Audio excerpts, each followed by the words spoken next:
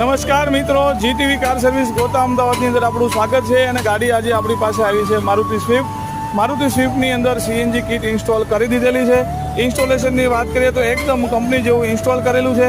ગાડીનું totalling wiring, ગાડીનું ECM આપણે ડેશબોર્ડની અંદર લગાવેલું છે કે ગાડીની અંદર લાઈફ ટાઈમ ક્યારે કોઈ શોર્ટ સર્કિટ થવાની બીક રહેતી નથી.